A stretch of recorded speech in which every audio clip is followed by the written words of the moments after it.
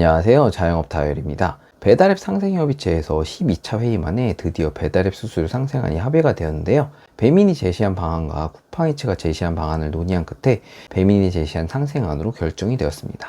상생안을 살펴보면 거래액 기준 상위 35% 가게에는 수수료 7.8%로 기존 9.8%보다 2% 내리고, 대신 배달비는 기존 최대 2,900원에서 3,400원으로 500원 인상을 했습니다. 거래액 35에서 80% 가게들은 중개 이용료는 6.8%, 배달비는 각각 최대 3,100원, 2,900원을 했고요. 하위 20% 가게의 경우에는 중개 수수료가 무려 7.8%가 내려간 2%에 배달비는 그대로 2,900원. 거기에 전통시장의 경우 배달앱을 이용할 경우에 중개 이용료와 배달비 모두 0원으로 아예 수수료를 안 내도 되는 상생안이 통과가 된 겁니다. 거기에 이러한 차등 수수료 상생 방안을 앞으로 3년간 시행하기로 협의가 된 건데요.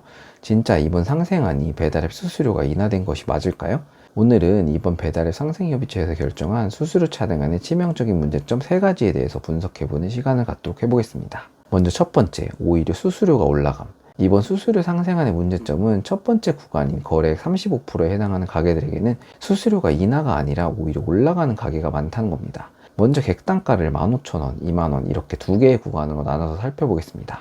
저희 가게 배민 주문 내역에서 현재 정산되는 금액을 예로 들어서 설명을 드려보겠습니다. 먼저 주문 금액 15,000원짜리 주문의 경우입니다. 현재 15,000원짜리를 배민 배달로 팔면 중개 이용료 9.8%인 1,470원이 빠지고요. 배달비 서울 기준 2,900원을 빼주고 그 외 결제정산 수수료 315원에 부가세 469원을 빼주면 입금 예정 금액은 9,846원이 나오네요. 배민이 가져가는 수수료율은 약 34.4%입니다. 저희 가게는 통합 할인, 우리가 클릭 이런 거 하나도 안 하고 있는데도 수수료율이 35% 가까이 나옵니다. 여기서 만약에 통합 할인에 우리가 클릭까지 하면 이거 진짜 답도 안 나오겠죠? 그럼 이번에 바뀌게 된 수수료 상생안으로 변경이 될 경우에 정산 금액이 어떻게 바뀌게 될까요? 먼저 중개 이용료는 주문 금액의 7.8%인 1,170원으로 300원이나 내려가네요.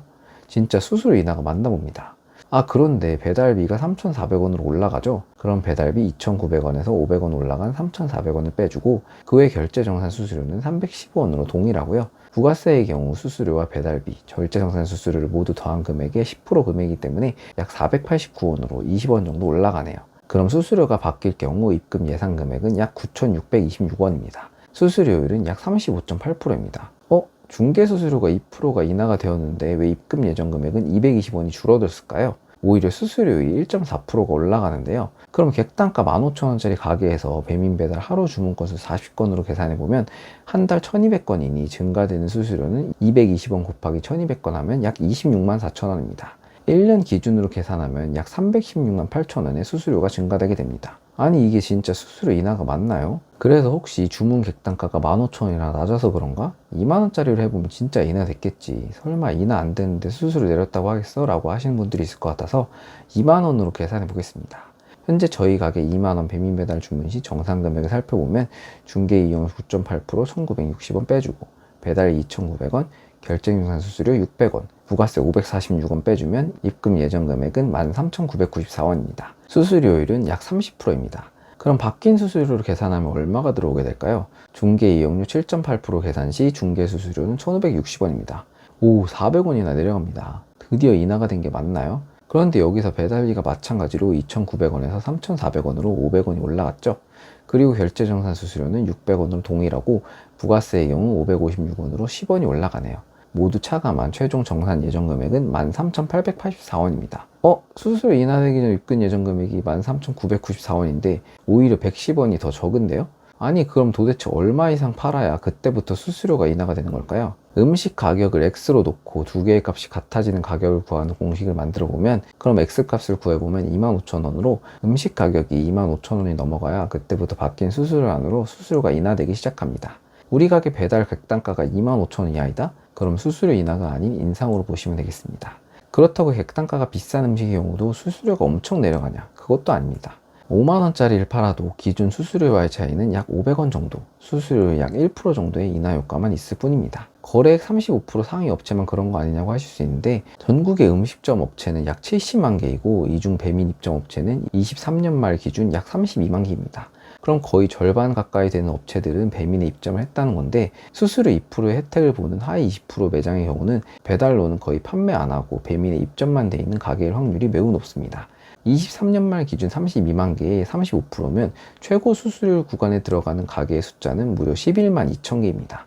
배달로 어느 정도 매출을 올리고 있는 가게는 거의 35% 이상 가게에 들어간다고 보시는 게 좋을 것 같습니다. 아니, 상생안의 목적 자체가 과도한 배달 수수료를 내리려고 만든 건데, 배달앱에서 매출이 많이 나올수록 수수료를 내리는 게 아니라 역으로 올라간다는 게 진짜 어이가 없는 겁니다. 그리고 두 번째, 자영업자 갈라치기. 이번 상생안이 최악인 이유는 자영업자들을 배달앱 매출별로 갈라치기를 해놨다는 것에 있습니다.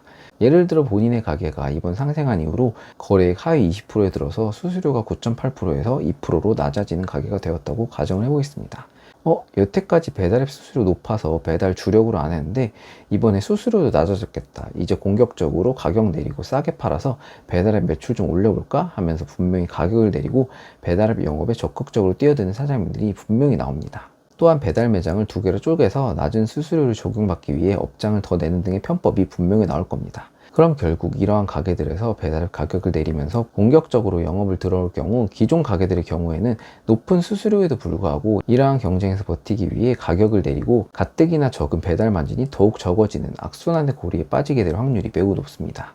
이러한 가격 경쟁이 시작되길 바라는 건 누구보다도 배달앱 본사일 겁니다. 배달앱 본사의 경우 가게에서 가격을 내려야 소비자들이 배달앱으로 유입이 되고 점점 배달 매출이 늘어나기 때문에 자꾸자꾸 가게에 할인을 하라고 독려를 하고 있죠. 현재 배민에서도 지속적으로 가게에 통합 할인을 하면 쿠폰을 준다고 독려하고 있고, 쿠팡이츠의 경우에도 1,000원 즉시 할인을 추가할 경우에 노출되는 지면을 증가시켜주고 따로 필터에도 잡힐 수 있다는 등 지속적으로 가게 자체적으로 가격을 내리는 것을 엄청나게 홍보하고 문자 알림으로 계속 독려하고 있습니다. 하지만 만약에 이러한 상생협의체의 차등 수수료안이 실행이 된다면 자연스럽게 낮은 수수료를 적용받는 가게들은 수수료 차이만큼의 할인 여력이 생기게 되고 그 금액만큼의 메뉴 가격을 낮출 가능성이 높기 때문에 자영업자들 간의 배달앱 가격 경쟁이 더더욱 심화될 수밖에 없겠죠.